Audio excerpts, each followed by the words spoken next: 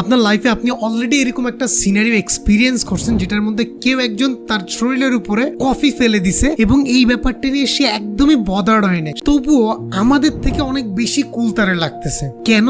কারণ সে জানে অন্যরা তার সম্পর্কে কি ভাবতেছে, এইটা নিয়ে তার কোনো মাথা ব্যথা করে কোনো লাভই নেই। বাট এটা যে আমাদের সাথে হয়তো মনে হয়তো মাটি খুঁড়ে ভিতরে ঢুকে যায়। সো এরকম অনেক মানুষ আছে যাদেরকে দেখলে মনে হয় যে ও কিচ্ছু না জেনে এত কনফিডেন্ট কিভাবে থাকে, ওকে দেখলে মনে হয় এই মানুষটা কিভাবে এই জিনিসটা পারতেছে। ন্যূনতম অকওয়ার্ডনেস কাজ করতেছে না, এম্বারাসমেন্ট কাজ করতেছে না, সে তার নিজের দুনিয়ার মধ্যেই ঘুরে বেড়াচ্ছে। এন্ড এই জিনিসটা যদি আমরা আমাদের মধ্যে ডেভেলপ করতে পারি তাহলে জীবনের অনেক ক্ষেত্রে আমরা কিন্তু নিজেকে একটু এক্সেপশনাল আর অলওয়েজ একটা কনফিডেন্ট ভাইব ফিল করতে পারবো। এই ভিডিওতে মেইনলি আমরা জানবো যে এই জিনিসগুলো কিভাবে বন্ধ করা যায় আর এই সফট স্কিলটা নিজের মধ্যে কিভাবে ডেভেলপ করা যায়। সো এই ভিডিওটা আমি 4টা স্টেপে ব্রেকডাউন করেছি। সো স্টেপ নাম্বার 1, আমরা প্রায়ভাবে সবাই আমাদের ছোটখাটো ভুলগুলোর দিকে খেয়াল করতেছে, কিন্তু সত্যি কথা কি জানেন, প্রত্যেকেই তার জীবন নিয়ে এতটাই ব্যস্ত যে আপনার লাইফে কি হচ্ছে, আপনি কোন জায়গায় ভুল করছেন, আপনি কোন জায়গায় কোন কাজটা করে এম্বারাস ফিল করছেন, এইটা নিয়ে ওই মোমেন্ট ছাড়া এরপরে তার ভাবার কোনো সময়ই না। Trust me,